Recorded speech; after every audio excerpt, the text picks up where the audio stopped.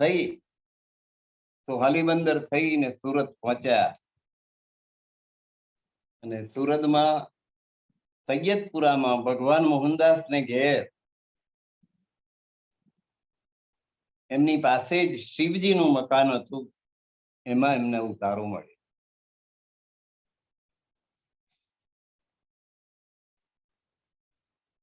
પ્રાણનાથજી 17 મહિના સુધી સુરત રહ્યા છે. 1.5 વર્ષમાં એકાદ મહિનો જોઉં છું.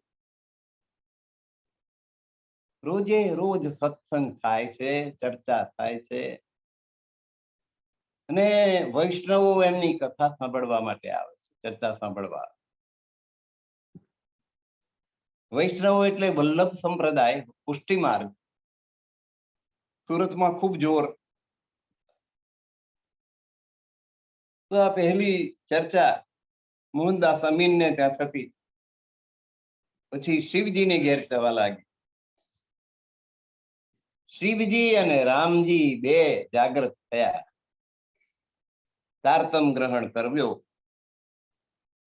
એટલે ગુરુજી પાસે મોકલી આપે, જેને જે જાગૃત થાય એ આત્માને બિહારીજી પાસે મોકલી આપે. તો શિવજી ને રામજી બે આત્માઓ જાગૃત થઈ, એ બે ને બિહારીજી પાસે મોકલ્યા. બિહારીજીની તો બાહ્ય દ્રષ્ટિ આપણે પહેલેથી જાણીએ છીએ.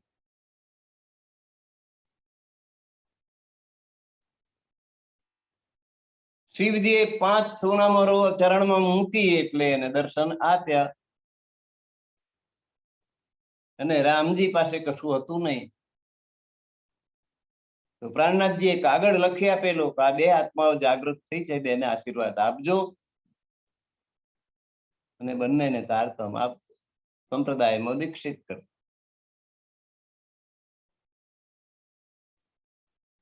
શિવજીને તો 5 સોનામરો મૂકી એટલે એને દર્શન આપ્યા, આદર સત્કાર કર્યો ને તારતમ આપ્યો, કંઠી બાંધી દીધી, સાથમાં લીધો. રામજી પાસે કઈ નહોતું. પ્રાણનાથજીનો પત્ર હતો તો એને સાથમાં ના લીધો. રામજીને બહુ દુઃખ થયું. 2 જણ સાથે આવ્યા હોય ને એકને લાભ મળે ને બીજાને ના મળે તો કેટલું બધું દુઃખ થાય. રામજીને બહુ દુઃખ થયું. 3 દિવસ સુધી ઉપવાસ કર્યા કે મને સાથમાં લો, મને સાથમાં લો, પણ બિહારીજીનું હૃદય પીગળ્યું નહીં. કે આપણે સંપ્રદાયમાં આવા લુખ્ખા માણસો ભેગા નથી કરવા. બિહારીજી પીગળ્યા નહીં. એટલે ઢીલે મળે બિચારો રામજી પાછો આવ્યો મિહિરરાજ પાસે. એક તો આવો ધારો એમની પાસે રહેતો હતો અને બીજો હવે રામજી આવ્યો. તો રામજીને એમણે પોતાની પાસે રાખ્યો, કઈ વધુ નહીં, તું મારી પાસે.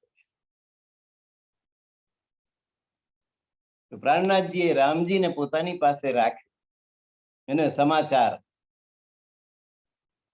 બિહારીજીને મળ્યા કે હું જેને કાઢી મૂકું છું એને એવાય સંગ્રહ. પેલા ધારાને કાઢ્યો તો ધારાને એમણે રાખ્યો, રામજીને કાઢ્યો તો રામજીને એમણે રાખ્યો. આવા બધા લુખાઓ ભેગા કરીને શું પાક? બિહારીજી ખીજાય કે જેને હું કાઢું એને એવાય આશરો આપે છે, એ મારી ઉપર વટ જાય. એમણે પ્રશ્ન કર્યો કે તમે હું જેને કાઢી મૂકે તમે કેમ આશરો આપો છો? પ્રાણનાથજીએ જવાબ આપ્યો કે જો કોઈ લૂલા પાંગડા સાથ ઇન્દ્રાવતી ન છોડે તિનકો પહોંચાવે પકડ હાથ. જે કોઈ લૂલો પાંગડો અસમર્થ હોય, એવો સુંદર સાથ હોય, એનો ઇન્દ્રાવતી કરછોડતી નથી, એનો હાથ પકડી અને એને પરમધામ પહોંચાડે છે. હાથ પકડીને એને તારતમ જ્ઞાન આપે, એને સહારો આપે અને પોતાના સંપ્રદાયની અંદર દીક્ષિત કરે. ઇન્દ્રાવતી કોઈને કરછોડતી નથી. આવો જવાબ આપ્યો. બિહારીજી ધૂંધવાયા ખૂબ, પણ શું કરી શકે? પ્રાણનાથજી ને કઈ ઓછા ખરીદી લીધેલા છે તો હવે એ કે એમ જ પ્રાણનાથજી કરે, એમને જે સાચું લાગે એ કરે. એવામાં આવાસી બંદર થી ગોવર્ધન શેઠ આવ્યા. ગોવર્ધન શેઠ પૈસા વાળામાં, તો આવીને સુંદર સાથ એકત્રિત થાય એટલા માટે પૈસા ખર્ચવા થાય. ધન ખર્ચે, બધાને જમાડે, વસ્ત્રાભૂષણ આપે. પ્રાણનાથજી દ્વારા આ રીતે જાગણી થાય, એમાં મદદરૂપ થાય. શ્રીજીની સેવામાં એ ત્યાં જ રહી ગયા, સુરતમાં જ. એટલે બિહારીજીને વધારે ઈચ્છા થઈ કે આવો ધનિક ધનવંત શેઠ હતો તો એ મારી જોડે આવવો તો જોતો હતો, એને મને પૈસા આપવા જોઈએ, એને બદલે ત્યાં સુંદર સાથમાં વાપરે છે. વધારે ઈર્ષા થઈ. પ્રાણનાથજી દરરોજે સત્સંગ કરે છે. સુરતના બધા વૈષ્ણવો આ વેદાંતની ચર્ચા સાંભળવા માટે આવે છે, અને બધા એની શંકાનું નિવારણ થઈ જાય. એમાં સામાન્ય માણસો આવે એવું નહીં, પંડિતો પણ આવે છે. વૈષ્ણવ સંપ્રદાયના વિદ્વાનો મોટા મોટા, એમાં એક ભીમ ભટ્ટ, બીજા શ્યામ ભટ્ટ, મોટે ભાગે વિદ્વાનો બ્રાહ્મણો જ હોય, વેદ શાસ્ત્ર ભણીને વિદ્વાન થયેલા હોય. તો આ ભીમ ભટ્ટ અને શ્યામ ભટ્ટ પ્રાણનાથજીના સત્સંગની અંદર દર્શન કરવા માટે આવવા લાગ્યા. પછી રોજે આવવા લાગ્યા, અને પ્રેમ વધતો ચાલ્યો એમનો. પ્રાણનાથજીની જાણે ઓળખાણ થઈ ગઈ હોય ને એમ એમની ઉપર પ્રેમ ભાવ પ્રગટ થયો આ પંડિતોને. પછી એમના ગુરુને એમણે વાત કરી. શંભુનાથ નામના ગુરુ હતા, વૈષ્ણવ સંપ્રદાય. કે આ સાંભળવા જેવું છે, એમનો સત્સંગ આપણે સાંભળવા જેવું. આપણે જ્યાં સુધી પહોંચ્યા છે એનાથી આગળની વાત એ જણાવે છે. આપણે તો ગૌલોક સુધીની વાત છે, અને એ ગૌલોક થી પાર ક્ષર, અક્ષર, હદ અને બેહદની પાર, હદની પાર બેહદ, ને બેહદ પાર અક્ષર, ને અક્ષર પાર વતન પરમધામ, એની વાત કરે છે. તમારે સાંભળવા જેવી. એટલે શંભુનાથ ગુરુ પણ આવ્યા, અને બધા એ પોતાની ગુરુ પદવીએ છોડી દીધી, બધું છોડીને પ્રાણનાથજીના શિષ્ય થઈ ગયા. એમની પાસે તારતમ સ્વીકાર કર્યો, અને પ્રણામી ધર્મમાં આવી. પંડિતો મોટા, ભીમ ભટ્ટ, શ્યામ ભટ્ટ અને આ શંભુનાથ, બધાએ તારતમ ગ્રહણ કર્યું. તો બીજા એક ગોવિંદજી વ્યાસ નામના વિદ્વાન હતા.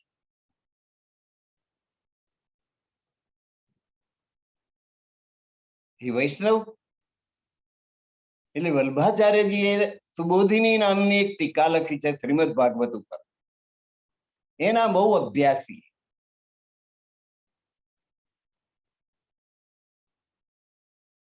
અભ્યાસ કરતા કરતા, ચિંતન કરતા કરતા એમને 40 સવાલ ઉભા થયા સુબોધિનીમાંથી, કે જેના જવાબ એ પોતે એટલા વિદ્વાન હોવા છતાંય, પંડિત હોવા છતાંય એમને આવડતા નહોતા.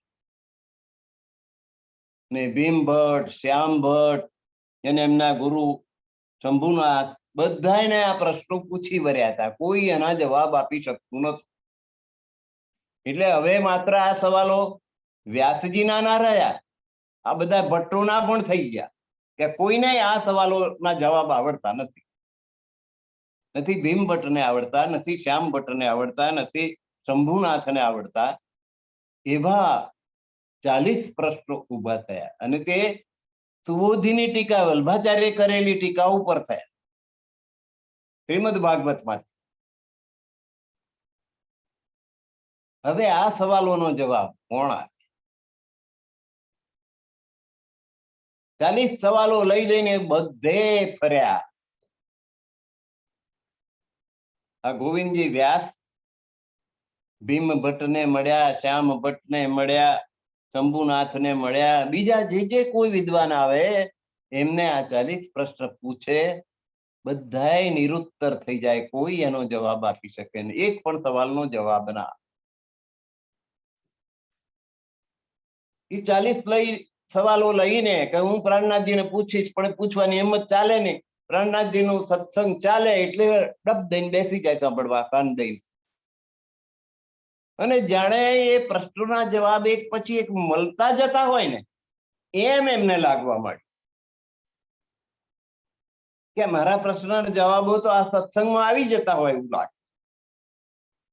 એ સત્સંગ સાંભળતા સાંભળતા સાંભળતા 40 પ્રશ્નના જવાબ એમને મળી ગયા. હવે કોઈને પૂછવાનું રહ્યું નહીં. પ્રાણનાથજીએ કહ્યું કે આજનો હવે દિવસ તમારો. તમે 40 પ્રશ્ન લઈને ફરતા હતા, એ 40 પ્રશ્નના જવાબ હું તમારે માથે હાથ મૂકું છું, એના જવાબ હવે તમે જ આપી દો. સ્ટેજ ઉપર એમને બોલાવ્યા અને ક્રમવાર 40 પ્રશ્નના જવાબ એ ગોવિંદજી વ્યાસે જે બધાને પૂછવા માંગતા હતા એને બદલે પોતે એના જવાબ આપ્યા. પ્રાણનાથજીનો વરદ હસ્ત એમના માથા ઉપર ગયો.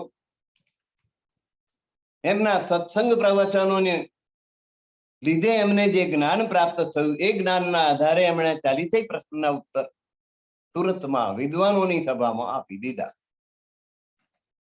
તો એ કેવા પ્રશ્નો છે એ આપણે જોઈએ. અઘરા પ્રશ્ન છે કે ભાઈ મોહ એટલે શું? પહેલો પ્રશ્ન, મોહ એટલે શું? એનો જવાબ છે કે મોહ એટલે માયાનું આવરણ, માયાનો પડદો જેની પર પડે એને મોહ ઉત્પન્ન થાય. અક્ષર બ્રહ્મના મનમાં મોહ ઉત્પન્ન થયો. અક્ષર બ્રહ્મનું મન એટલે આદિ નારાયણ. મોહ ઉત્પન્ન થયો કેવો? એકોહમ બહુશ્યામ, હું એક છું એમાંથી અનેક થઈ જવું. એ આજે એ મોહ સર્વ પ્રાણીઓ ઉપર સવાર છે, કીડીથી માંડીને હાથી સુધીના બધા પ્રાણીઓ, મનુષ્યો. હું એક છું એમાંથી અનેક થઈ જવું. એ ઈચ્છા લઈને જ બાળક જન્મે છે, હું એક છું એમાંથી અનેક થઈ જવું. મોટું થાય 18-20 વર્ષનું થાય એટલે હું એક છું એમાંથી અનેક થઈ જવું. એના માટે એ લગ્ન કરી લે અને પછી એક પહેલું બાળક, બીજું બાળક, ત્રીજું બાળક, એમ બાળકો એક પછી એક આવવા માંડે. એટલે એકમાંથી અનેક થવાની પ્રવૃત્તિ એની ચાલુ થઈ જાય. એ રીતે કીડી, એ રીતે મંકોડો, એ રીતે હાથી, એ રીતે ઘોડો, એ રીતે વાઘ, એ રીતે સિંહ, બધા જ જીવ જંતુથી માંડીને મોટા મોટા પ્રાણીઓ સુધી આ એકોહમ બહુશ્યામ, એક છું એમાંથી અનેક થવું.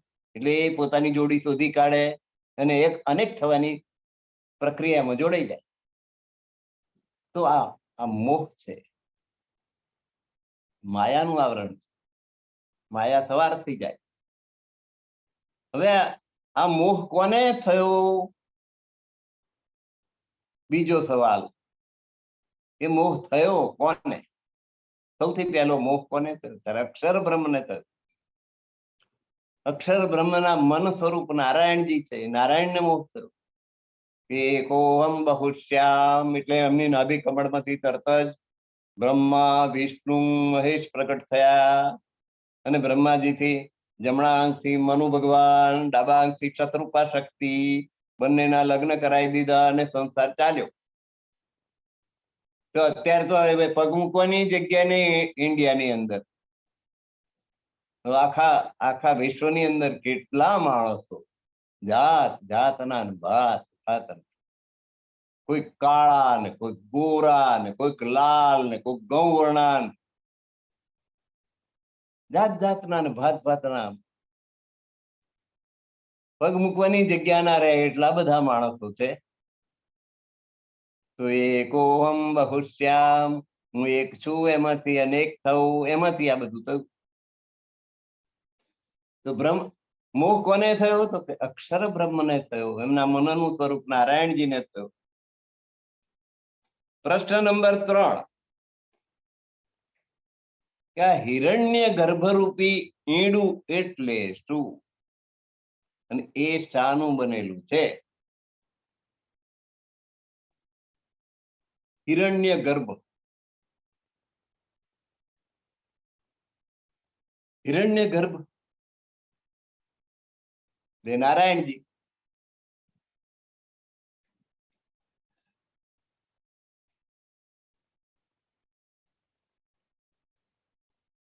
તો સૃષ્ટિના બીજભૂત કારણનું, સૃષ્ટિની ઉત્પત્તિનું જે કારણ રૂપી ઈંડું, એ સૃષ્ટિનું બીજ જેમાંથી આ સૃષ્ટિ ઉત્પન્ન થઈ અને એનું કારણ એનું ઈંડું બનેલું છે.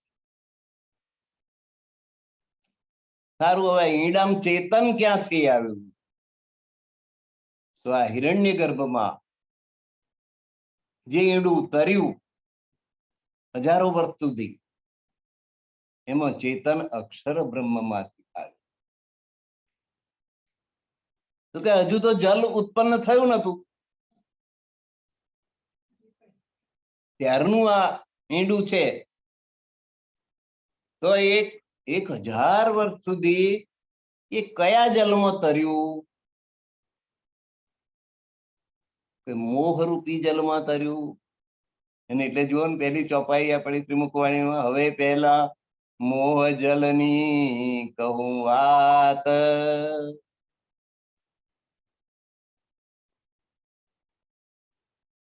મોહને જલ સાથે સરખાવે. જલનું કામ શું છે? પ્રસરવાનું, ફેલાઈ જવાનું. એક લોટો પાણી લઈને આ રૂમમાં જો રેડી દે, આખા રૂમમાં પાણી પાણી થઈ જાય, બધે ફેલાઈ જાય. વિસ્તારવાદી, બધે ફેલાઈ જવાનું, ચાઇના જેવું.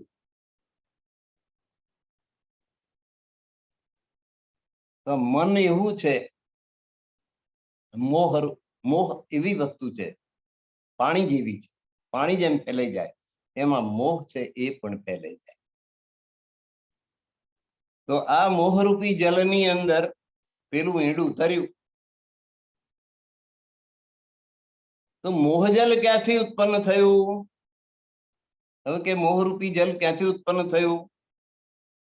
તો અક્ષર બ્રહ્મની મોહરૂપી નિદ્રામાંથી મોહજલ ઉત્પન્ન થયું. આ મોહ છે ને, અક્ષર બ્રહ્મની નિદ્રા છે. એ નિદ્રામાંથી આ મોહ ઉત્પન્ન થયો.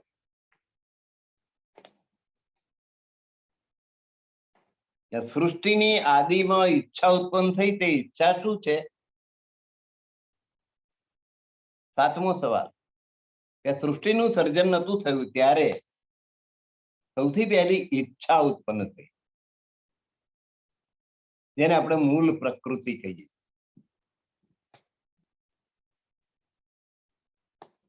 અક્ષર બ્રહ્મની તો પ્રકૃતિ જ છે, બ્રહ્માંડો બનાવવાનું, મીઠાવા બનાવવાનું. એટલે ઈચ્છા અક્ષર બ્રહ્મથી ઉત્પન્ન થઈ. એટલે અક્ષર બ્રહ્મનું મન રૂપ નારાયણજી છે. એ નારાયણજીમાં આ સૃષ્ટિ સર્જનની ઈચ્છા થઈ કે એકોહમ બહુશ્યામ, હું એક છું, એમાંથી અનેક થઈ જવું. એટલે નારાયણજીના અભિકમળમાંથી બ્રહ્મા વિષ્ણુ મહેશ ઉત્પન્ન થયા. અને બ્રહ્માજીએ મનુ ભગવાનના શત્રુપાને ઉત્પન્ન કર્યા અને બંનેના લગ્ન કરાવી આપ્યા. અને મૈથુની સૃષ્ટિ આખી એ મનુથી બધા માણસો થયા. એ માટે મનુ ઉપરથી મનુષ્ય નામ પડે. હવે આ મહત તત્વ શું છે? એનું સ્વરૂપ શું છે?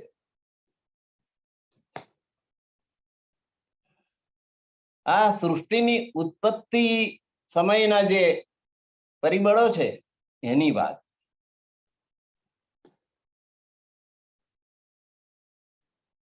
એ મહત્વનું સ્વરૂપ શું છે? તો કે છે પ્રકૃતિમાં.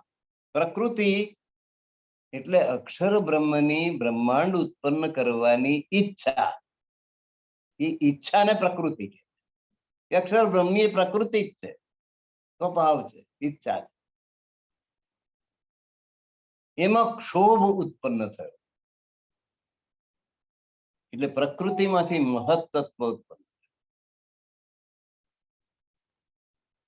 તો મહત્તત્વ ક્યાંથી ઉત્પન્ન થાય? તો પ્રકૃતિમાંથી ઉત્પન્ન થાય. સારું, એ મહત્તત્વ સાકાર છે કે નિરાકાર છે? નવમો પ્રશ્ન, મહત્તત્વ સાકાર છે કે નિરાકાર? તો જવાબ છે મહત્તત્વ નિરાકાર હોવા છતાંય જ્યોતિ સ્વરૂપ છે. આમ નિરાકાર છે છતાં પ્રકાશમય છે. એટલે પ્રકૃતિનો પહેલો વિકાર ત્યાં મહત્તત્વ છે, અને એનો બીજો વિકાર તે અહંકાર છે. અહંકારનું સ્વરૂપ કેવું છે? તો કઈ મહત્તત્વનો બીજો વિકાર, એટલે મહત્તત્વમાંથી અહંકાર ઉત્પન્ન થયો. અહંકાર કેવો છે? કે રૂપ રહિત છે. અહંકારને કોઈ આકાર નહીં, રૂપ નહીં. કેવો? તો પછી કેવો? કે અહંકાર સાકાર વિરાટ રૂપ છે. આ 14 લોકોનું બ્રહ્માંડ છે ને, એ અહંકારનું પરિણામ.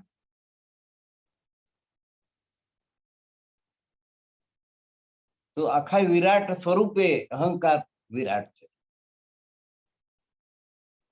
મહત્તત્વથી ઉપજતા તત્વોનું સ્વરૂપ કેવું? મહત્તત્વથી અહંકાર ઉત્પન્ન થાય. અહંકાર 3 પ્રકારનો હોય: સાત્વિક અહંકાર, રાજસી અહંકાર અને તામસી અહંકાર. સાત્વિક અહંકારથી દેવી દેવતાઓ ઉત્પન્ન થાય. રાજસી અહંકારથી મન અને ઇન્દ્રિયો ઉત્પન્ન થાય, અને તામસી અહંકારથી પૃથ્વી, જલ, તેજ, વાયુ ને આકાશ, એ 5 તત્વો ઉત્પન્ન થાય. એટલે અહંકારથી આ બધું ઉત્પન્ન થયું.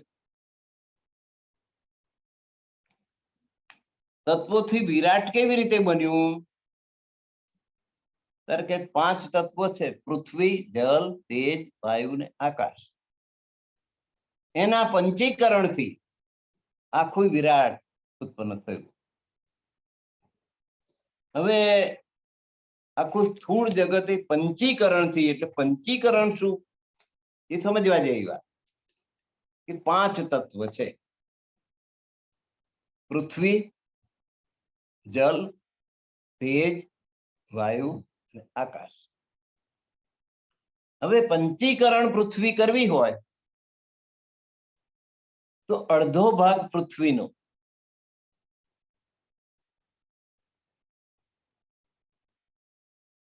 પછી જલ, તેજ, વાયુ ને આકાશ 4 ના 1/8 1/8 ભાગ, એટલે અડધું થઈ ગયું. એમ કરીને આખું એક પૃથ્વી તત્વ થયું. એ પંચીકૃત પૃથ્વી થઈ, કે જેમાં 8મો ભાગ જલ, તેજ, વાયુ ને આકાશનો એમાં સમાવેશ થાય. એને પંચીકૃત પૃથ્વી કહેવાય. એ રીતે જલને પંચીકૃત કરવું હોય તો જલનો અડધો ભાગ, બાકીના બધા 8મો ભાગ, 4 તત્વો, એટલે જલ પંચીકૃત થયું. તેજનું પંચીકૃત તો તેજનો અડધો ભાગ, બાકીના 8મો ભાગ. 8માં 4 ભાગ થાય એટલે અડધો ભાગ થઈ જાય, અને અડધો ભાગ પેલો હોય. એ બધું ભેગું થાય અને એક પંચીકૃત તેજ કહેવાય. એમ 5 વિષયોને પંચીકૃત કરવામાં આવે તો પંચીકૃત તત્વોનું આ વિરાટ બનેલું છે. હવે આ વિરાટ એટલે 14 લોકોનું બ્રહ્માંડ ઉપર છે કે નીચે છે? ક્યાં છે? કે વિરાટ સ્વપ્ન રૂપ છે. સ્વપ્ન ઉપર હોય કે નીચે હોય? તો સ્વપ્ન ના ઉપર હોય કે ના નીચે હોય? નિદ્રામાં હોય. કેમ? અક્ષર બ્રહ્મની આ નિદ્રાની અંદર આ 14 લોકોનું બ્રહ્માંડ સ્વપ્ન સમાન છે.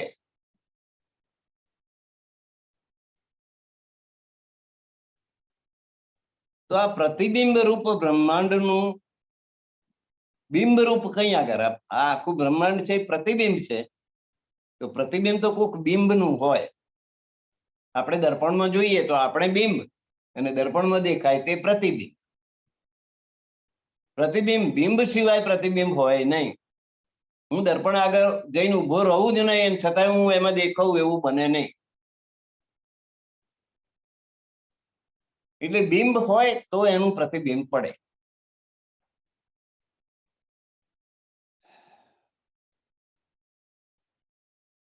તો કે છે આ જગત જો પ્રતિબિંબ હોય તો એનું મૂળ બિંબ ક્યાં આગળ?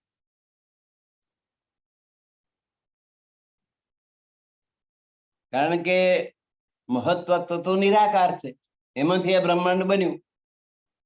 તો એનું બિંબ જો જોઈએ તો મહત્તત્વ નહીં, એ તો નિરાકાર છે. તો આ નિરાકારમાંથી આ સાકાર બ્રહ્માંડ કેવી રીતે બને?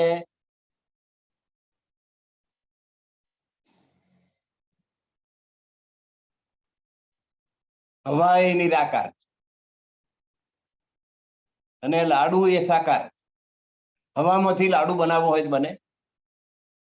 હવામાં ફુગ્ગામાં ફૂલાવીએ એમાં કશાકમાં હવા પૂરી શકીએ એવું બને.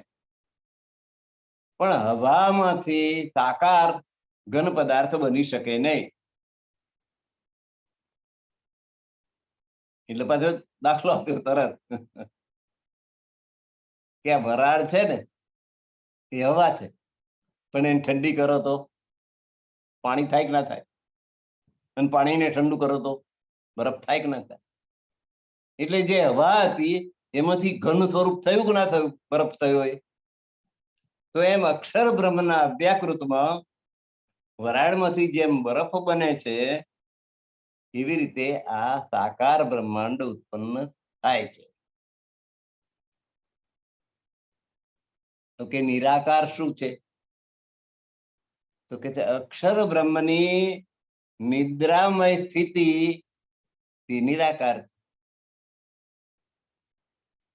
અક્ષર બ્રહ્મ નિદ્રા ધારણ કરી દે એ સ્થિતિને નિરાકાર કહેવામાં. સારું, તો હવે આ પ્રતિબિંબ છે, બ્રહ્મનું પ્રતિબિંબ છે, કઈ વસ્તુમાં પડ્યું? કે બ્રહ્મનું પ્રતિબિંબ માયામાં પડ્યું. બ્રહ્મ સાકાર છે અને માયાની અંદર એમનું પ્રતિબિંબ પડ્યું છે. સારું, તો આ વિશ્વ જે બન્યું છે એના દ્રષ્ટા એને જોનાર કોણ છે?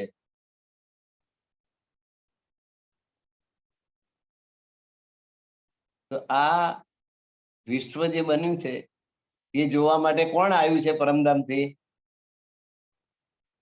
પરમધામની બ્રહ્માંગનાઓ બ્રહ્મ સૃષ્ટિ આવી છે ને, તો પરમધામની બ્રહ્મ સૃષ્ટિ આ જગતને જોઈ રહી છે અને આ બ્રહ્મને આ બ્રહ્માંડને બનાવનાર અક્ષર બ્રહ્મ એને જોઈ રહ્યા છે. તો આ ખીલને, માયાના ખીલને અથવા 14 લોકના બ્રહ્માંડને એક તો બ્રહ્મ સૃષ્ટિ જોઈ રહી છે અને અક્ષર બ્રહ્મ, બે જણ જોઈ રહ્યા, બે દ્રષ્ટા કહેવાય. એ વિશ્વના દ્રષ્ટા છે. હવે દ્રષ્ટા સાકાર છે કે નિરાકાર? પાછો સવાલ આવે. જેને જોઈ રહ્યા છે એ સાકાર છે વિશ્વ, તો એને જોનારા અક્ષર બ્રહ્મ સાકાર છે કે નિરાકાર? એને જોનાર બ્રહ્માંગનાઓ છે એ સાકાર છે કે નિરાકાર? એટલે કહ્યું કે દિવ્ય સાકાર. આકાર શબ્દનો અર્થ જોઈએ કોષની અંદર તો પૃથ્વી, જળ, તેજ, વાયુ અને આકાશ, એટલી વસ્તુના મિશ્રણથી બનેલી વસ્તુ એને આકાર કહેવાય. આવો અર્થ મળે. કોષમાં જોઈએ તો આવો પૃથ્વી, જળ, તેજ, વાયુના આકાશથી બનેલો પદાર્થ એનું નામ આકાર. પછી ત્રિકોણ હોય, ગોળ હોય ને કોઈ ભૂમિતિના આકારોમાં બંધ ના બેસતો હોય, અનિયમિત આકાર પણ હોઈ શકે. મનુષ્ય આકાર હોય અને પ્રાણી આકાર હોય, મંકોડો હોય, કીડી હોય ને હાથી હોય ને વાઘ હોય, સિંહ હોય, ગમે તે પ્રકારનો આકાર હોય. પણ એ પૃથ્વી જલ તેજ વાયુ ને આકાશ પંચમહાભૂત થી બનેલું હોય એને આકાર કહેવાય. તો આ અક્ષર બ્રહ્મ ને પેલી સખીઓ એ આકાર વાળી છે કે આકાર વગરની છે? આમ જોઈએ તો પંચમહાભૂત પૃથ્વી જલ તેજ વાયુ ને આકાશ, એટલે કહ્યું કે દિવ્ય સાકાર. આકાર છે પણ પંચમહાભૂત નો બનેલો નહીં. પૃથ્વી જલ તેજ વાયુ ને આકાશ થી બનેલા અક્ષર બ્રહ્મ નથી. એ દિવ્ય સાકાર, દિવ્ય તત્વથી બનેલા. અને બ્રહ્માંગનાઓ પરમધામની છે એ પણ દિવ્ય તત્વથી બનેલી, એટલે એ દિવ્ય સાકાર. આ બ્રહ્મ છે તે માયાથી પર કેવી રીતે? બ્રહ્મ અને માયા બે અલગ અલગ છે. તો માયાથી પર કેવી રીતે બ્રહ્મને ગણવા? તો કે પરબ્રહ્મમાં માયા નથી, પણ અક્ષર બ્રહ્મના ચોથા પગથિયામાં અહંકાર તત્વની અંદર એટલે અવ્યાકૃતમાં માયાનું સ્થાન છે, અવિદ્યાનું સ્થાન છે. અવિદ્યા એ માયા. તો માયાનું સ્થાન ક્યાં છે? અવ્યાકૃત. અક્ષર બ્રહ્મની અંતઃકરણની અંદર માયા. હવે બ્રહ્મ જો નિરાકાર હોય તો એને સ્વપ્ન ના, નિરાકાર ને સ્વપ્ન ના આવે. અને સાકાર હોય તો એનું સ્થાન ક્યાં? સાકાર હોય તો એનું રહેઠાણની જગ્યા હોય. જેમ કે સિંહ હોય તો એની બોર્ડ હોય, એમાં રહેતું હોય. મંકોડો હોય તો એના દરમાં રહેતો. હાથી હોય તો જંગલમાં રહેતો.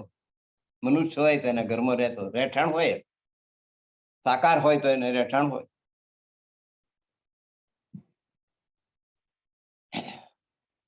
બ્રહ્મ નિરાકાર હોય તો એને સ્વપ્નાવસ્થા ના હોય, નિરાકાર ને સ્વપ્નો ના હોય. અને સાકાર હોય, બ્રહ્મ સાકાર છે એમ તમે કહો છો, દિવ્ય સાકાર, તો પછી એ બ્રહ્મ ક્યાં રહે છે? બ્રહ્મ છે, પરમાત્મા છે, એ દિવ્ય સાકાર છે. દિવ્ય તત્વનો આકાર એનો બનેલો છે, પંચમહાભૂત પૃથ્વી જલ તેજ વાયુનો આકાશનો નહીં. અને એ દિવ્ય બ્રહ્મપુર એટલે પરમધામ એમાં રહે છે. હવે ક્ષર અક્ષર અક્ષરાતી ત્રણ સ્વરૂપ અલગ અલગ કેવી રીતે? ત્રણની વચ્ચે શું ભેદ છે? અક્ષર સર્વાણી ભૂતાની કુટસ્થ અક્ષર ઉચ્યતે ઉત્તમ પુરુષત્વ અન્ય પરમાત્મા તે ઉદાહરણ. ગીતાએ એક જ શ્લોકમાં જવાબ આપી દીધો. ક્ષર નાશ. ક્ષર શબ્દનો અર્થ જ થાય નાશવંત. ખરી પડે તે ક્ષર. ઝાડ ઉપર ફળ લાગ્યું તો ખરી પડે, પાકટ થઈ જાય એટલે એનો નાશ થઈ જાય. પાંદડું પાકું થયું, પવન આવ્યો ને ખરી પડ્યું એટલે એનો નાશ થઈ ગયો. હવે એ ઝાડને એ પાંદડું ફરી ચોંટાડી શકાય નહીં. કે આંબા ઉપરથી કેરી પડી ગઈ પછી એ કેરી ફરી ડીટા ચોંટાડી લગાડી શકાય નહીં. એ એનું મૃત્યુ થઈ ગયું. એટલે ક્ષર એટલે નાશ, એટલે ખરી પડવું. એની પરથી ગુજરાતીમાં ક્રિયાપદ. અક્ષર અવિનાશી, અક્ષરને મૃત્યુ નથી. ક્ષર એટલે નાશવંત, પણ અક્ષર એટલે નાશવંત નહીં તે, એટલે અવિનાશી. અને ઉત્તમ પુરુષત્વન્ય પરમાત્મા એ ઉદાહરણ. ક્ષર ને અક્ષરથી પર અક્ષરાથી એ પરમાત્મા છે. ક્ષર અક્ષર અક્ષરાતીત થી અલગ અલગ હોય તો બ્રહ્મ એક જ છે એમ કેવી રીતે કહેવાય? ક્ષર જુદા, અક્ષર જુદા, અક્ષરાતીત જુદા, એમ તમે જુદું જુદું કહો છો, તો બ્રહ્મ એક જ છે. બ્રહ્મ સત્યમ જગત મિથ્યા, શંકરાચાર્યજીએ કહ્યું, આદિ શંકરાચાર્ય. બ્રહ્મ સત્યમ જગત મિથ્યા, જગત નાશવંત છે અને બ્રહ્મ અખંડ અજર અમર અવિનાશી છે. આ બધું અક્ષર તમે કહો છો, અક્ષર કહો છો, અક્ષરાતીત કહો છો, તો પછી આ બ્રહ્મ એક જ છે એમ કહેવાય? આ બધા બે ત્રણ બ્રહ્મ તો તમે સમજાયા. એટલે કહ્યું કે જુઓ, પરમાત્માનું સત અંગ તે અક્ષર બ્રહ્મ છે, અને અક્ષર બ્રહ્મના મનનું સ્વરૂપ નારાયણજી તે ક્ષર છે.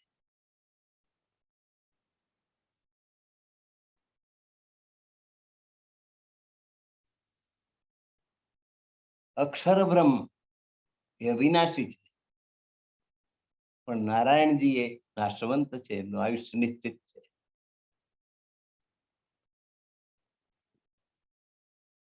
પાંચ તત્વ, 3 ગુણ, 14 લોક, એનો પ્રલય થઈ જાય છે, નાશ થઈ જાય છે. પૃથ્વી, જલ, તેજ, વાયુ, આકાશ, એનો નાશ થઈ જાય.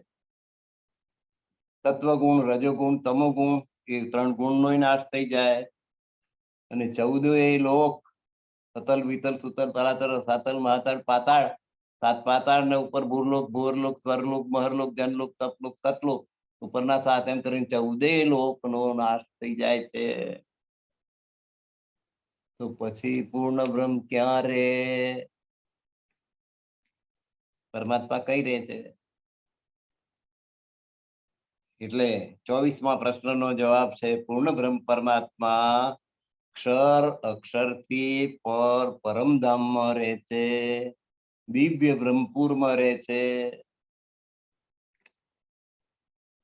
બ્રહ્મ ઈચ્છા રહિત છે, તો પછી તેને એકોહમ બહુશ્યામ ઈચ્છા કેવી રીતે થઈ? હા, તે ખરી હો. બ્રહ્મ ઈચ્છા રહિત છે એમ કહો છો ને, તો આમ કહો છો કે એકોહમ બહુશ્યામ, એવી અક્ષરના મનમાં ઈચ્છા થઈ. અક્ષરનું મન એટલે નારાયણજી. કે પૂર્ણ બ્રહ્મ ઈચ્છા રહિત છે. પૂર્ણ બ્રહ્મ પરમાત્મા ઈચ્છા રહી છે, અને અક્ષર બ્રહ્મ ઈચ્છા થઈ છે. અક્ષર બ્રહ્મ ને ઈચ્છા થાય, ખીન મેં દેખ કે પલ में ઉડાવે.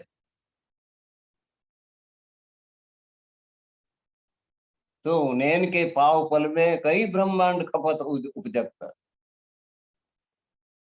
આંખના પલકારાના ચોથા ભાગમાં કરોડો બ્રહ્માંડ બનાવે ને મિટાડી દે. એ ઈચ્છાથી જ બનાવે છે ને ઈચ્છાથી મટાડી દે. તો અક્ષર બ્રહ્મ ઈચ્છા સહિત છે, અને પૂર્ણ બ્રહ્મ પરમાત્મા ઈચ્છા રહિત છે. એટલે અક્ષર બ્રહ્મને ઈચ્છા થાય છે ત્યારે બ્રહ્માંડ બનાવે છે, ને ઈચ્છા થાય ત્યારે મટાડે છે. બ્રહ્મ પૂર્ણ છે, તો પછી તેની ઈચ્છા થઈ રીતે કેવી રીતે સત્ય ગણાય?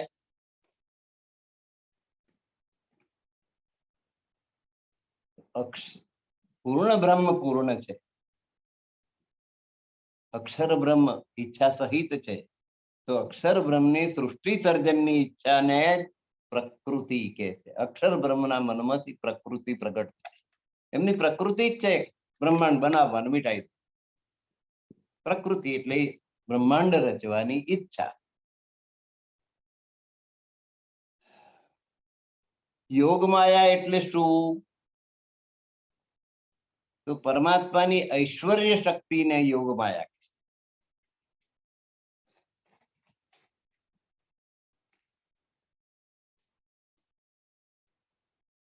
તો સર્વશક્તિમાન પૂર્ણ બ્રહ્મ પરમાત્મા સ્વરૂપ શ્રી કૃષ્ણજીએ યોગમાયાનો આશરો કેમ લીધો?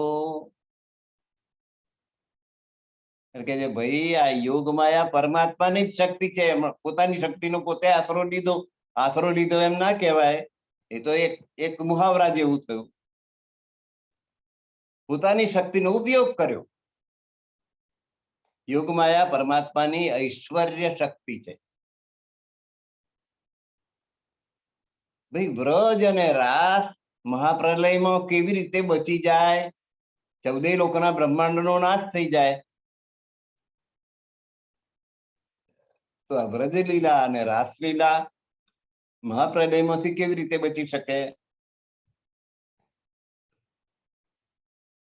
તો કે છે વ્રજ અને રાસ અક્ષરની અખંડ બેહદ લીલા, બેહદ ભૂમિકા એમાં અખંડ થયેલી, તેથી એનો નાશ થતો નથી. વ્રજ લીલા સબલિકમાં અને રાસ લીલા કેવલમાં અખંડ થયેલી છે, અને અક્ષર બ્રહ્મ અવિનાશી છે. ના બધા 4 અંતઃકરણ અવિનાશી છે. એટલે એમાં અખંડ થયેલી વસ્તુનો નાશ થતો નથી.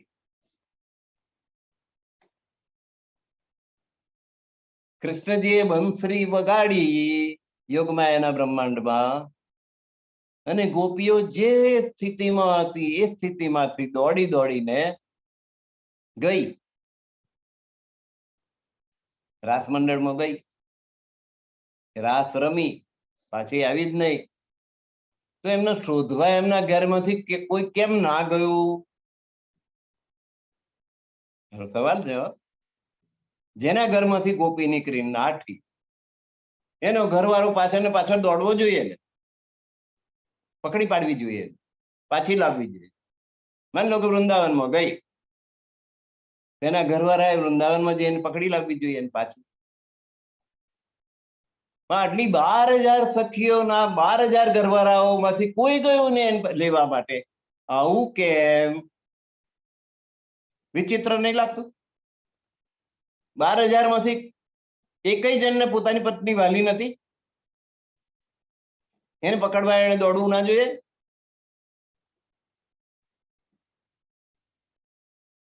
રહ્યો હોય તો દોડે ને. જુઓ, કારણ કે ગોપીઓ જે કાલમાયાના બ્રહ્માંડમાંથી આવી હતી એનો પ્રલય થઈ ગયો. ગોપીઓ જેવી કાલમાયાના બ્રહ્માંડમાંથી યોગમાયાના બ્રહ્માંડમાં પગ મૂક્યો કે પાછળ એમનું આખું વતન, સગા વાલાથી મળીને બધું જ આખા બ્રહ્માંડનો લોપ થઈ ગયો. પછી કોણ આવે પાછળ એમને શોધવા?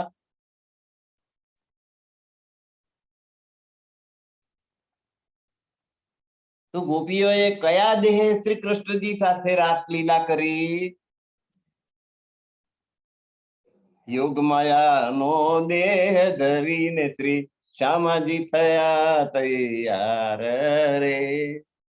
તે શ્યામાજીની સાથે 12,000 એમની જ અંગણાઓ છે, 12,000 સ્વરૂપો છે શ્યામાજીની.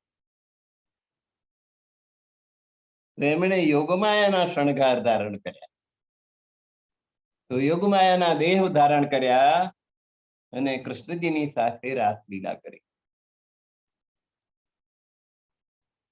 ભાઈ, પ્રલય થાય ત્યારે વૈકુંઠ ક્યાં જાય? તો વૈકુંઠ નાશવંત છે. પ્રલય સમયે એના બિંબ રૂપમાં બેહદ ભૂમિકામાં સમય જાય છે. વૈકુંઠ જેનું પ્રતિબિંબ છે એનું બિંબ બેહદ ભૂમિકામાં છે, અક્ષરના અંતઃકરણ, ત્યાં સમય જાય. હવે શ્વેત દ્વીપ ક્યાં આગળ છે?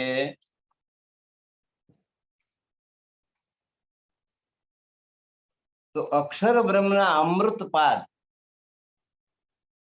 4 બેહદ ભૂમિકાઓ, અભ્યાકૃત, સબલિત, કેવલ અને સત્સ્વરૂપ, એ 4 અમૃતપાદ કહેવાય. એમાં નિત્ય વૈકુંઠ નું સ્થાન છે, એમાં આ વૈકુંઠ ત્યાં સમય જાય. તો અક્ષરના અમૃતમાં નિત્ય વૈકુંઠમાં નારાયણજીનો શ્વેત દ્વીપ છે. આ નિત્ય વૈકુંઠમાં અક્ષર બ્રહ્મનો અમૃત પાદ એટલે બેહદ ભૂમિકાની અંદર નિત્ય વૈકુંઠ છે, એમાં નારાયણજીનો શ્વેત દ્વીપ છે. પ્રલય સમયે વેદોનો નાશ કયો છે? આખી સૃષ્ટિનો પ્રલય થઈ જાય તો 4 વેદ છે એ પુસ્તકો કઈ ઓછા બચી જાય એમાંથી, ત્યારે એનો નાશ થાય. તો પછી વેદ ઋચાઓએ કૃષ્ણને પ્રાર્થના કેવી રીતે કરી? ઋચા એટલે વેદનો મંત્ર, આ વેદોનો તો નાશ થઈ ગયો પ્રલયમાં. પછી પેલી વેદ ઋચાઓ ક્યાંથી પ્રગટ થઈ? અને એમણે પ્રાર્થના કરી કૃષ્ણને કે અમને પણ રાસ રમાડો.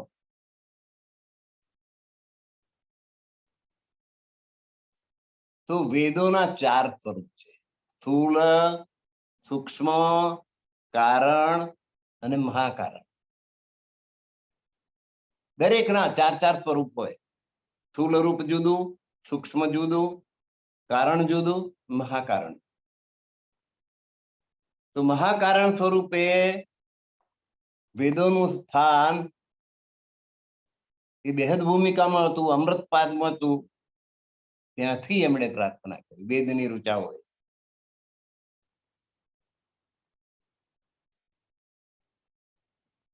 તો વેદ ઋચાઓએ ક્યાં જઈને કૃષ્ણની પ્રાર્થના કરી?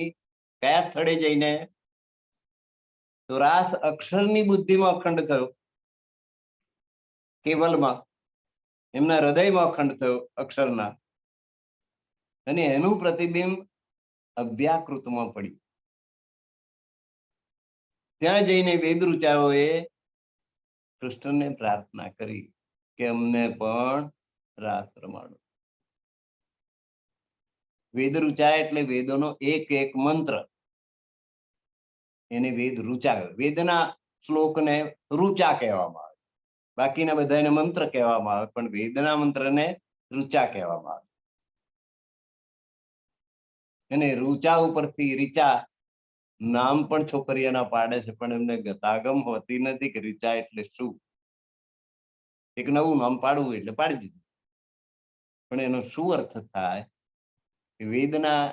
વેદના એક એક મંત્રને ઋચા કહેવામાં આવે. તો વેદના જે મંત્રો છે, તો રાસ અક્ષરની બુદ્ધિ એટલે હૃદયમાં અખંડ થયો, તેનું પ્રતિબિંબ અવ્યાકૃતમાં પડ્યું. ત્યાં અવ્યાકૃતમાં જઈને વેદ ઋચાઓએ, વ્યાકૃતમાં અખંડ થયું એટલે કૃષ્ણજી અને ગોપીઓ બધું ત્યાં અખંડ થયું. ત્યાં જઈને કૃષ્ણજીને પ્રાર્થના કરી કે જેવી આ ગોપીઓને તમે રાસ રમાડો છો, એવી મને પણ રાસ, અમને પણ રાસનો આનંદ આપો.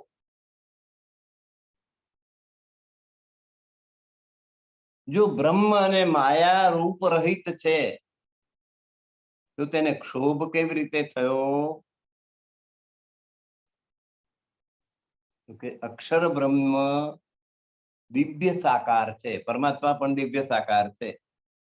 એમના તેજનો પ્રકાશ માયામાં પડ્યો એટલે ક્ષોભ ઉત્પન્ન થયો.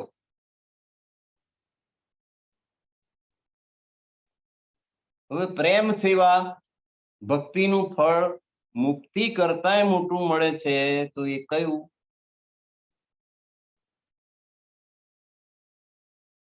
પ્રેમ ને સેવાથી ભક્તિ કરવામાં આવે. 9 પ્રકારની ભક્તિ છે, 10મી ભક્તિ તો પ્રેમ લક્ષણા ભક્તિ છે. એનું ફળ મુક્તિ કરતાંય મોટું મળે, તે કયું? એ પ્રેમ. એનાથી પ્રેમ પરમાત્મા તરફ ઉત્પન્ન થાય.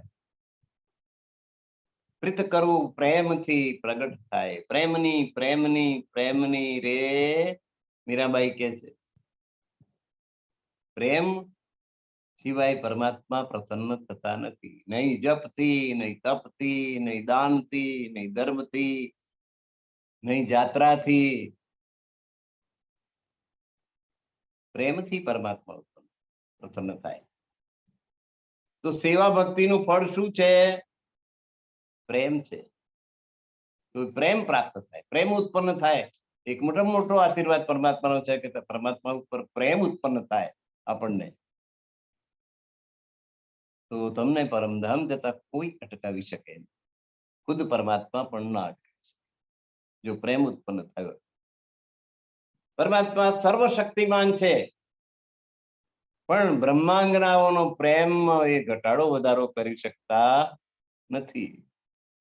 આ એક મર્યાદા છે પરમાત્મા. એ કોઈના પ્રેમમાં વધારો ઘટાડો એ કરી શકે નહીં. તમે પ્રેમ કરો તો એ અટકાવી શકે નહીં. પરમાત્મા સામે થવાનું આ એક બળ તમારી પાસે છે, પ્રેમ. પ્રેમથી પરમાત્માને જીતી શકાય છે, બીજા કશાયથી જીતી શકાય નહીં. જપથી, નહીં તપથી, નહીં ઉપવાસથી, નહીં ગુફામાં બેસી જવાથી, નહીં હિમાલય પર જતા રહેવાથી, નહીં ભયમાં દટાઈ જવા એનાથી નહીં. બીજા બાહ્યાચાર ગમે એટલા કરો, પરમાત્મા કોઈ નહીં વશ થાય એમ નથી.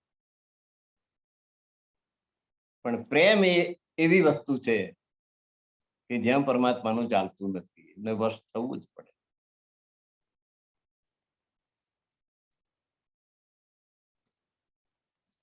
ભક્તમાળ પ્રસન્ન જોઈએ ને, તો ભક્તના કેવા કેવા કામ પરમાત્માએ પ્રેમને વશ થઈને કરેલા,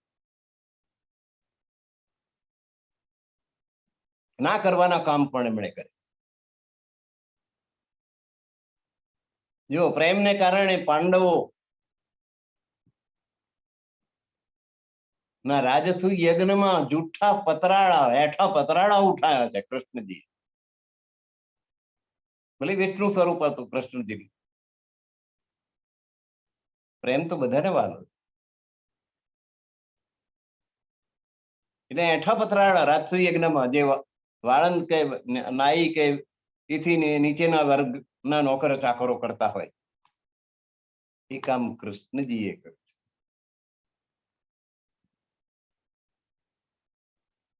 કૃષ્ણજી એટલે પાંડવોના એ પૂજ્ય. પાંડવો જેમનું પડ્યો બોલ ઉથામી શકતા નતા, એમનો ઈચ્છા ને તરત અમલમાં મૂકી દેતા હતા, એમના જ એકમાત્ર સલાહકાર એ કૃષ્ણજી. પાંડવો ઉપર જેમનું ખૂબ વર્ચસ્વ હતું એ કૃષ્ણજી એ રાજસુ યજ્ઞમાં લોકો જમેલા ને હેઠા પતરાળા એમણે ઉઠાય. પ્રેમ એટલે પ્રેમમાં પરમાત્મા એક ઘટાડો વધારો નથી કરી શકતા. તો સેવા ભક્તિનું ફળ શું છે? તો પ્રેમ છે. અને મોક્ષનો ઉપાય શું છે? તો પ્રેમ. પ્રેમ લક્ષણા ભક્તિ. જપ તપ તીરથ બધું નકામું છે.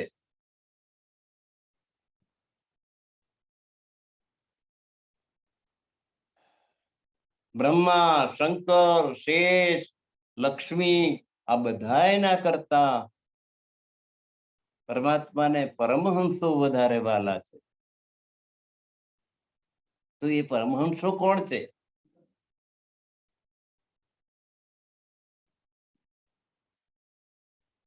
છેલ્લો પ્રશ્ન છે કે પરમહંસો કોણ?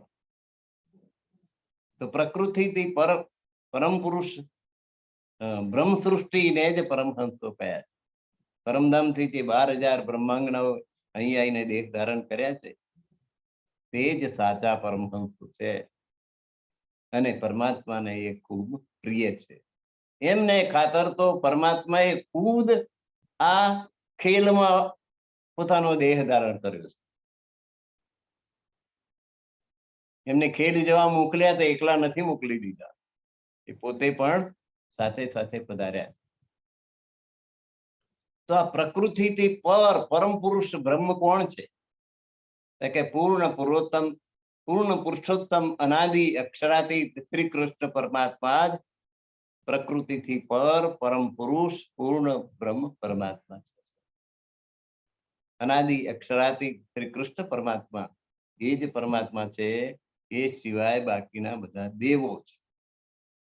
આપણે મુંબઈ જવા નીકળ્યા હોઈએ અને આણંદમાં મોટા મકાનો જોઈને ઉતરી પડીએ કે આ મુંબઈ, એમ લોકો ઠેક ઠેકાણે અનેક દેવ દેવીઓને પરમાત્મા માનીને પૂજી રહ્યા છે, પણ વાસ્તવમાં એ બધા દેવો છે.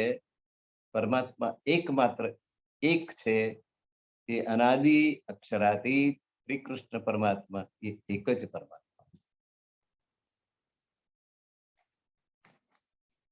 40 પ્રશ્નો લઈને ફરતા હતા વ્યાસજી. એ 40 પ્રશ્નના ઉત્તર એમણે જ આપ્યા કે આવો આવો વ્યાસજી. કારણ કે કેટલાય દિવસથી સત્સંગ સાંભળી રહ્યા હતા પ્રાણનાથજીનો, અને આ 40 પ્રશ્નોનું લિસ્ટ લઈને ફરતા હતા કે આનો જવાબ કોઈ આપે. એનો એકય પ્રશ્નનો જવાબ મારી પાસે નથી. વિદ્વાન ગણો પણ કહેવાનું, અને મારી પાસે જ નથી એવું નહીં. ભીમ ભટ્ટ, શ્યામ ભટ્ટ, ગુરુજી, સિદ્ધાંત, કોઈની પાસે એના જવાબ નતા.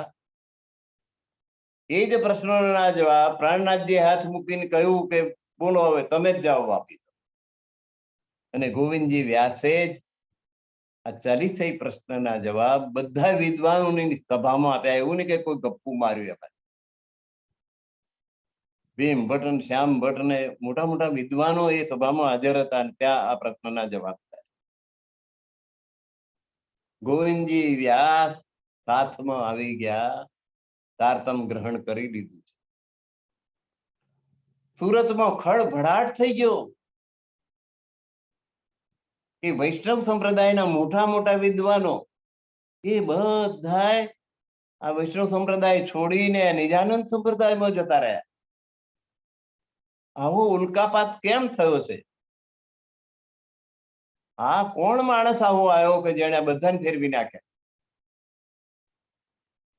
રન્નાજીની દ્વેષ કરવા લાગ્યા, નિંદા કરવા લાગ્યા, લડવા માટે આવવા લાગ્યા કે અમારા પંડિતોને ભરમાઈ કેમ તમારા આવી રીતે ધર્મ પલટો કરાવો છો?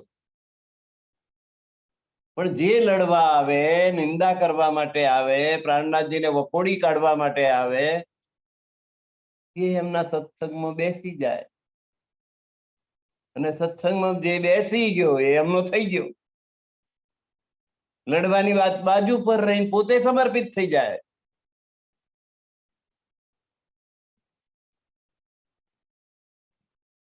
એટલે સ્વામીજીએ પછી કહ્યું છે કે વાણી ગાવું વલ્ભાર ચાર જ વૈષ્ણવ કો સુખ હોય. અરે ભાઈ, હું તમારા વલ્ભાચાર્યની જ વાત કરું. મને કોઈ વલ્ભાચાર્યજી સાથે દ્વેષ નથી. તો બહુ ઊંચી કોટીના ભક્ત છે વલ્ભાચાર્યજી, તો એમને તો વખાણ કરું છું કે એમની વાણીને સમજો. એમણે કૃષ્ણના ભેદ બતાયા છે પણ તમે સમજી શકતા નથી. એ બાની કો ટેઢા કહા હોય કોણ તમારા ધર્મ? વલ્ભાચાર્ય કહ્યું શું અને તમે કરો છો શું?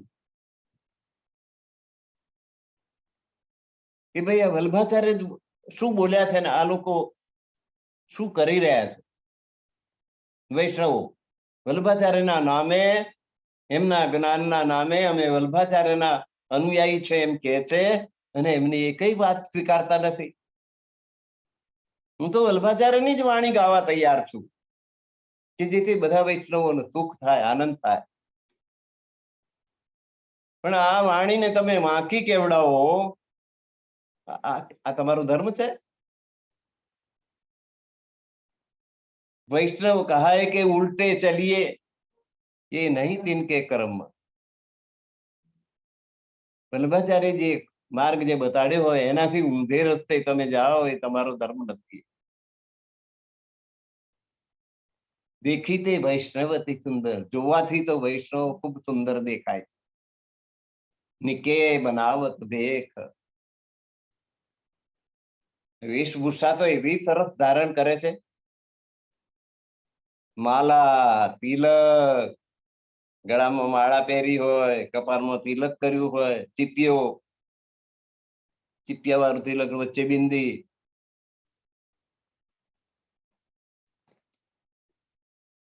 ધોયેલી ધોતી જબ્બો પહેરેલા હોય, માલા, તિલક, ધોતી પહેરે, ધોયેલી. આજની ધોતી કાલે ના ચાલે, આજની પહેરેલી હોય એ બધું અભડાઈ જાય. આભડછેટ બહુ રાખવાની. એકબીજાના દેખાદેખી કરે કે પેલા આવું કર્યું છે તો હું એવું. એને 56 ઇંચનો જબ્બો પહેર્યો છે તો હું 58 નો પહેરું, એથી વધારે નીચો કરું. એક દૂજે કે દેખ, કોણ તું ઓર કહા તે આયે, તમે કોણ છો, ક્યાંથી આવ્યા છો, और कहाँ है तुम्हारा घर, તમારું મોક્ષ સ્થાન કયું, તમારું મૂળ ઘર કયું? એ કોણ ભૂમ જ્યાં આયા છો, એ આ બ્રહ્માંડ, આ ભૂમિ એ કેવી છે? ને કહા શ્રી કૃષ્ણજી, અને શ્રી કૃષ્ણજીનું મૂળ વતન કયું છે એ તમે કેવી રીતે મેળવી શકશો? આમ ઉજાણીઓ કરે રાખો અને ખાધે પીધે જોર રાખો, રોજે રોજ ધર્મના નામે આ પ્રસાદ ને પેલો પ્રસાદ ને પેલો આ મીઠાઈ લાવે ને પેલો આ મીઠાઈ લાવે, એ બધું ભેગું કરીને રોજ મંદિરમાં ભેગા થઈને ઝાપટો, મને પેટો ભરીને પેટ વધાર્યા કરો. પરમાત્માને કેવી રીતે પ્રાપ્ત કરશો? તમને એ તો ખબર નથી કે તમારું મૂળ ઘર કયું છે. તમે પોતે કોણ છો, ક્યાંથી આવ્યા છો? એ ભૂમ કહા શ્રી કૃષ્ણજી, આ ભૂમિ કઈ છે અને કૃષ્ણજી ક્યાં છે? કેવી રીતે પ્રાપ્ત કરશો કૃષ્ણ? કશું જાણતા તો છો ને. એ બાની તો અપ્રત કરે આત્મા અભડાવી ના જોઈએ. આત્મામાં બધા સદગુણો હોવા જોઈએ, દુર્ગુણો કાઢી નાખવા જોઈએ. કામ, ક્રોધ, લોભ, મોહ, મદ, મત્સર, એનાથી આત્મા અભડાય. અને તમે તો અનાયા વગરનું છે, કામ નથી, આ તેમ નથી, અહીં પેન અડી ગયો, પેન અડી ગયો. તમે તો અપ્રસ કરો બહાર, તમે બહાર શરીરને અપ્રસ કરો છો.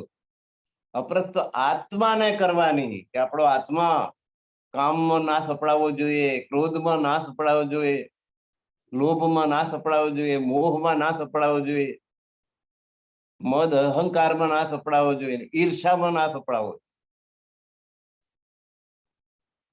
હવે તો બીજા કેટલાય દુર્ગુણ છે, આ તો મોટા મોટા ગણાયા. એ કશાયમાં આત્મા ના લબ્ધાય, અભડાય નહીં, રંગાય નહીં. તો આ વાણી તો આત્માને સ્પર્શ ના થવા દેવો એમ કે છે, તમે તો શરીરને સ્પર્શ ના થાય એના માટે ધ્યાન રાખો. ધુરત કરતે લ્યાવો ધન. જે ધન ઉપર તમારો અધિકાર નથી એવું ધન તમે પ્રાપ્ત કરો છો. 15 પૈસાની વસ્તુ હોય ને 85 પૈસા વેચો તમે, 10% નફો હોય, 90% નફો ચડાવી દો. કોકની મજબૂરી હોય એનો લાભ લઈને એને લૂંટો, એનું દ્રવ્ય પડાવી લો, એની પાસેથી બહુ વધારે ભાવ લઈને ખૂબ નફો કમાઈને પૈસા ભેગા કરો. ધુરત કરતે ધૂતીને પૈસા ભેગા કરો. દાઈ ધૂતીને ધન ભેગું કીધું માટે માથે મૂકશે મોટો પાણો, મૂર્ખો રડી રડી કમાણો. વીરા ભગતે કહ્યું. અને પછી એને ધર્મની ખાતર એટલે મંદિરમાં જઈને ખર્ચો, કેમ કે આજે આપણે થાળ ધરાઈએ 56 ભોગ.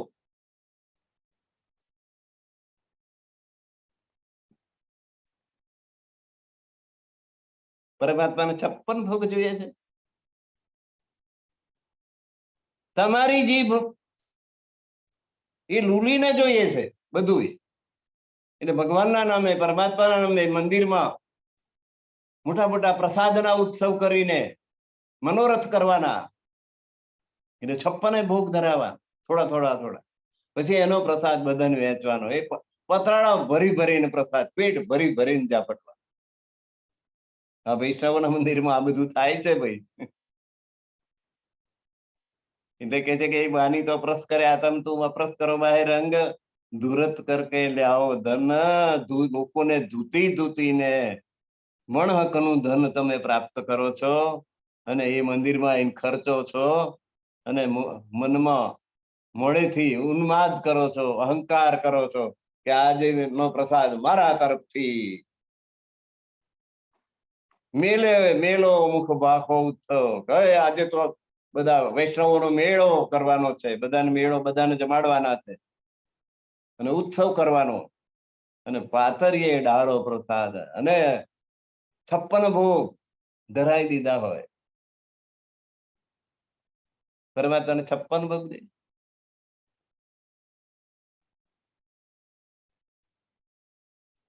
પરમાત્મા તો કેવું યાદ કરે, 56 ભોગ સ્વાદથી ભરેલા, 56 ભોગ. કૃષ્ણજી વ્રજ છોડ્યું, મથુરા છોડ્યું, દ્વારકાધીશ થયા, દ્વારકાના રાજા થયા, અને બોર જેવડા આંસુ જાય છે.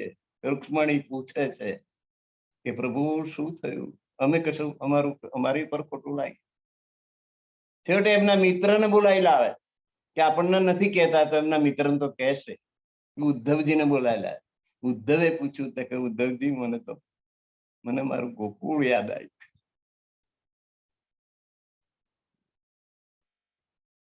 ક્યાં ગોકુળ ને ક્યાં આધાર.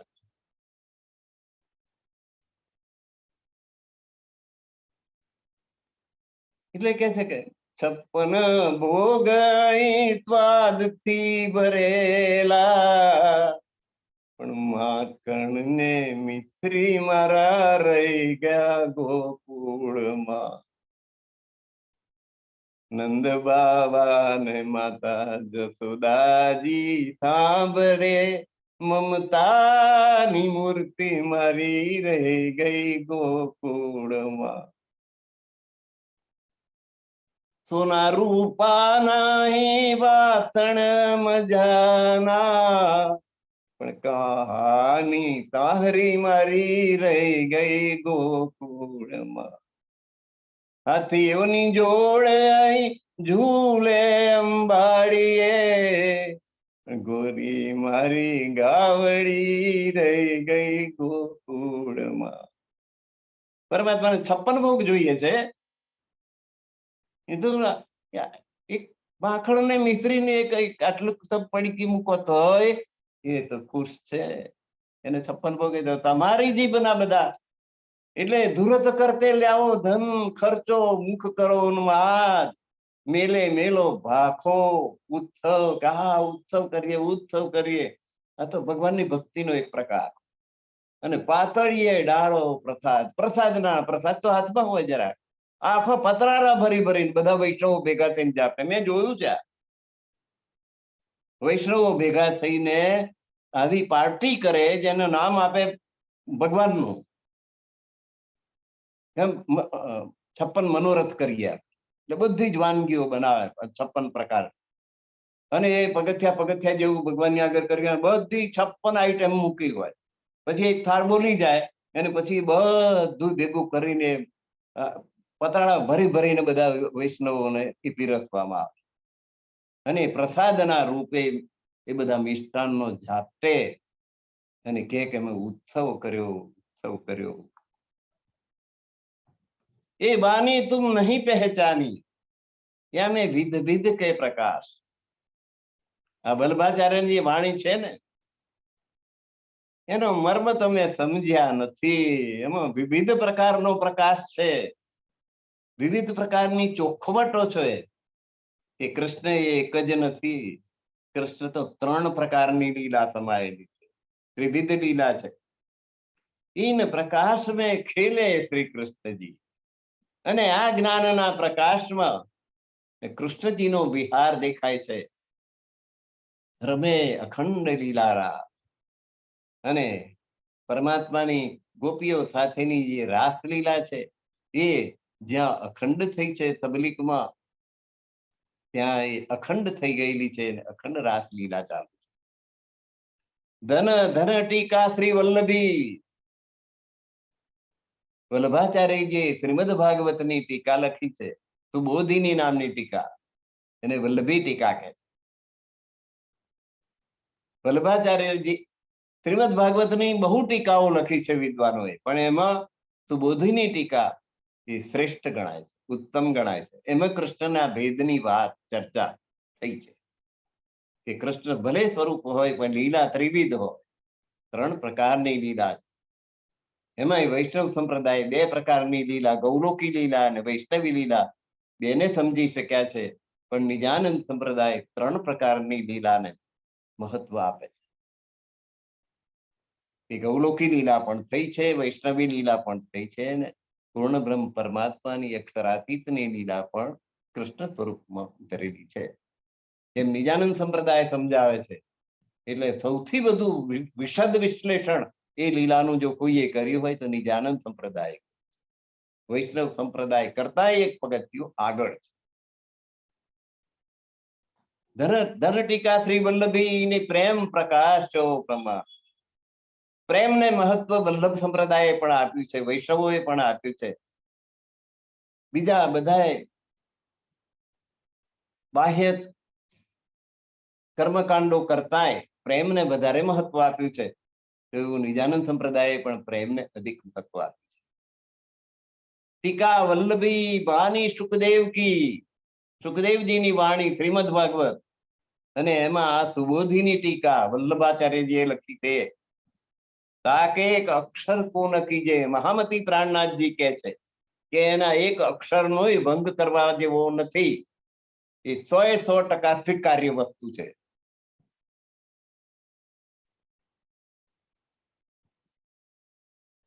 રાણાજી એને પૂરેપૂરો સ્વીકાર કરી દીધેલો છે.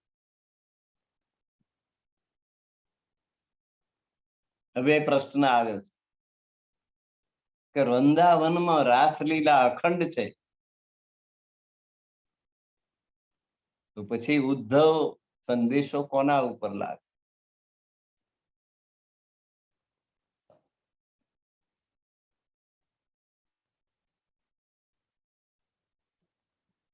આ કૃષ્ણ લીલા ત્રિધા પુક્તા તત્ત ભેદઈ અનેકદા. કૃષ્ણજીની 3 પ્રકારની લીલાઓ થઈ છે. એને જો બરાબર સમજે તો આ પ્રશ્નનો સવાલ મળી જાય. 11 વર્ષ ને 52 દિવસ સુધી જે બ્રજ લીલા કરી, એમાં જે કૃષ્ણ હતા, દોય ભુજા સ્વરૂપ જો શ્યામ, આત્મ અક્ષર જોશ ધામ. રાજજી મહારાજ નો જોશ એમાં હતો, અને અક્ષર બ્રહ્મની આત્મા એની પર હતી. સ્વરૂપ ગૌલોકી હતું, અને એમાં વિષ્ણુ ભગવાનના 4 વ્યૂહ એમની અંતર્ગત હતા સુરક્ષા માટે. એટલે બધું હોય, પણ જેમ વડાપ્રધાન મોદી અહીંયા આગળ હાજર હોય, ગુજર સ્ટેજ ઉપર હાજર હોય, ગુજરાતના મુખ્યપ્રધાન હાજર હોય, કલેક્ટર હાજર હોય, મામલતદાર હાજર હોય, તો મુખ્ય કોણ ગણાય? વડાપ્રધાન મોદી ગણાય. બીજા બધાની હાજરી બહુ નોંધ લેવાય નહીં. મામલતદાર હતા કે નહીં, કલેક્ટર હતા કે નહીં, ડીએસપી હતા કે નહીં. મોદી હતા અને ગુજરાતના મુખ્યપ્રધાન હતા. 1-2 જણની નોંધ લેવાય, સૌથી ઊંચે હોય.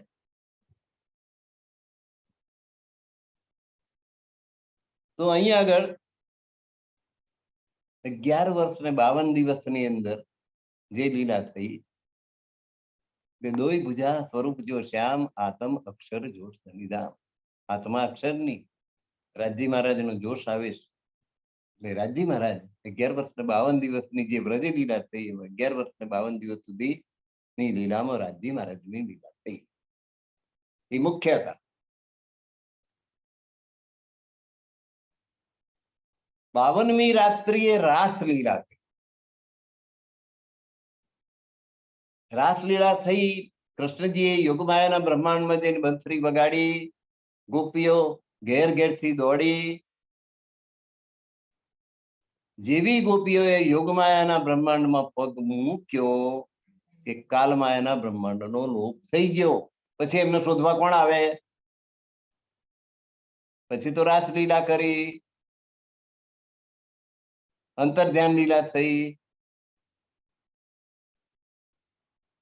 બ્રહ્માનંદ રાસલીલા અક્ષર બ્રહ્મને બતાડવા માટે કરી, પછી ગોપીઓની ઈચ્છા પૂરી કરવા માટે એમની માગણી પ્રમાણે ભજનાનંદ રાસલીલા કરી, અને ત્યાંથી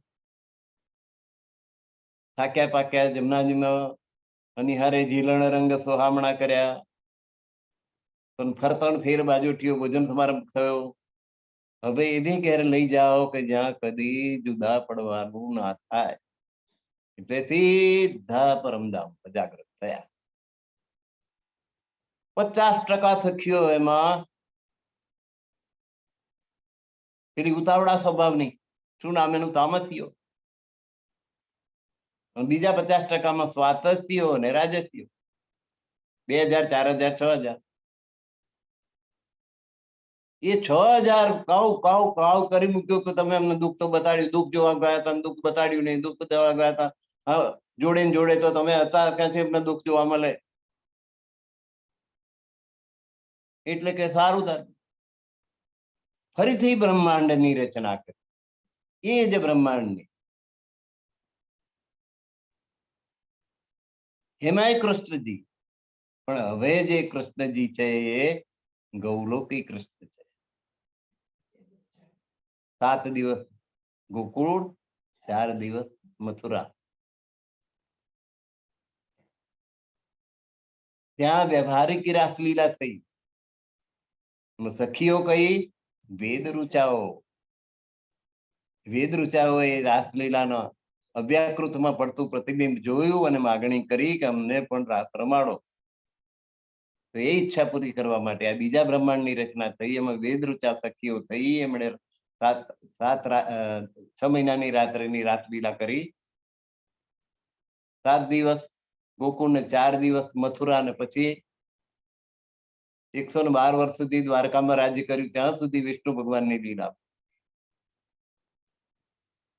ગજમલ કંસ કો કારજ કિયો, હાથીને માર્યો કોલિયા પીડને, અને કંસ ચાણુર મર્દનમ દેવકી પરમાનંદમ કૃષ્ણમ વંદે જગતગુરુમ. ચાણુર મર્દ ને એ બે પહેલવાનોને માર્યા, કંસને માર્યો, માતા પિતાને જેલમાંથી છોડાવ્યા. જબ રાજ બાગે કોપીઓ સિનગાર, તબ બલ પરાક્રમ ના રહે. સામાન્ય માણસ થઈ ગયા. જયારે ચરાસન ચડી આવ્યો ત્યારે સંપૂર્ણ વિષ્ણુ ભગવાનનો અવતાર થયો. અને ત્યાંથી પછી મથુરા રાજા થયા. મથુરા છોડીને દ્વારકા ગયા. દ્વારકાના દ્વારકાધીશ બન્યા. અને ભાલકેશ્વરમાં પેલા પારધીના તીર્થથી એમણે દેહોત્સર્ગ કર્યો. ત્યાં સુધીની બધી વિષ્ણુ ભગવાનની લીલા થઈ. તો વૃંદાવનમાં રાસલીલા અખંડ છે. તો પછી ઉદ્ધવ સંદેશો કોના ઉપર લાવ્યો? ઉદ્ધવજીને મોકલ્યા છે કૃષ્ણજીએ. કારણ કે ઉદ્ધવજીને જ્ઞાનનું ઘમંડ બહુ હતું. જ્ઞાન હોય ને ત્યાં ઘમંડ આવે કે મારા જેવો જ્ઞાની કોઈ નહીં. તો કે પેલી સખીઓ, પેલી ગોપીઓ છે ને, કોકડમાંથી આવ્યો છું, તેને જરા સમજાઈ આવો. અને ઉદ્ધવજી ગયા સમજાવવા માટે. તો કરકંકણને જોવા સિદ્ધ જોઈએ આરતી. તું મને ઉદ્ધવડા તું શું સમજાવવા આવ્યો? એ કૃષ્ણજી ત્યાં મારી અંદર છે, એને અમે ના ભૂલી શકીએ. અને હાથમાં જે કંકણ પહેર્યું હોય એને જોવા માટે આરતીની જરૂર પડે? એમ અમારા કૃષ્ણને જોવા માટે અમને બીજા તારા જ્ઞાન જ્ઞાનની કશાની જરૂર નથી. ઉદ્ધવજીએ તો એવી માગણી કરી છે કે હે પ્રભુ, મને બીજો અવતાર આ ભૂમિમાં પથરાનો આપજે કે જેની ઉપર આ ગોપીઓની ચરણ રજ મારી ઉપર પડે. કેટલો પ્રેમ ગોપીઓનો કૃષ્ણ ઉપર.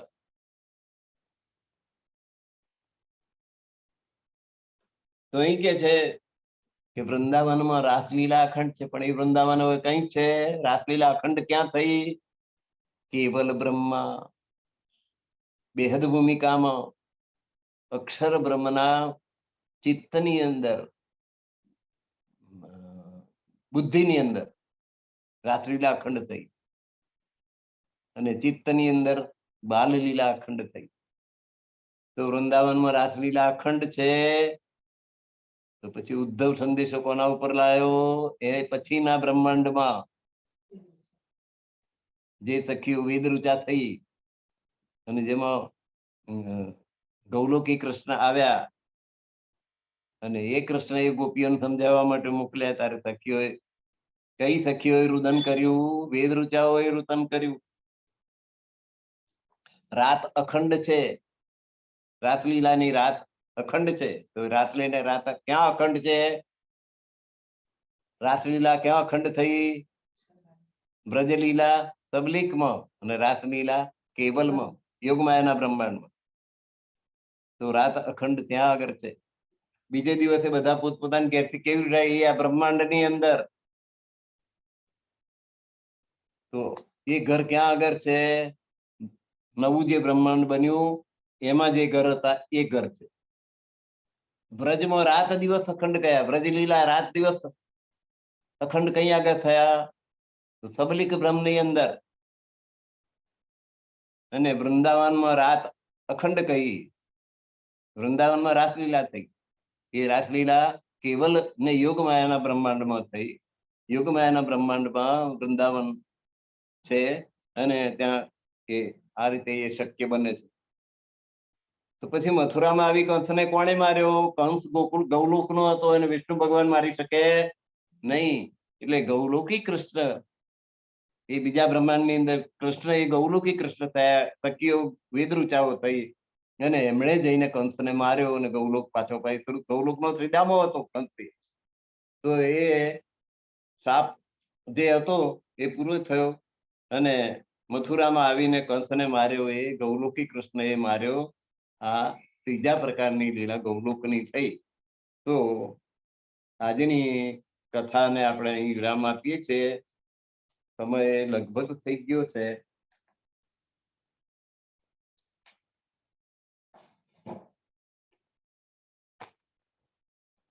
શ્રી રાજ રાજ પરમાત્મ રાજ રાજ ભજ રાજ રાજ ભજ આત્મ રાજ શ્યામા. શ્રી રાજ રાજ પૂર્ણાનંદ રાજ રાજ ભજ રાજ રાજ ભજનાનંદ રાજ શ્યામા. શ્રી રાજ રાજ રંગ મહેલન રાજ રાજ ભજ રાજ રાજ મહાકાનન રાજ શ્યામા. આખું 25 પક્ષનું પરમ ધામ એ રાજ્ય મહારાજનું જ સ્વરૂપ છે. એકમેવ દ્વિતીયમ બ્રહ્મ દ્વિતીયો નાસ્તિ. એટલે અહીંયા આગળ આ બધા એને રાજ્ય મહારાજનું સ્વરૂપ ગણીને આ પદ ગવાય છે. શ્રી રાજ રાજ પુખરાજ શ્રી રાજ રાજ ભજ રાજ રાજ કુંજવન રજ રાજ શ્યામા. શ્રી રાજ રાજ યમુના જલ રાજ રાજ ભજ રાજ રાજ અમૃતસર રાજ શ્યામા. શ્રી રાજ રાજ વનન હેરન રાજ રાજ ભજ રાજ રાજ ક્રીડાંગણ રાજ શ્યામા. શ્રી રાજ રાજ ભૂમિ સાગર રાજ રાજ ભજ રાજ રાજ માણિક ગિરી રાજ શ્યામા.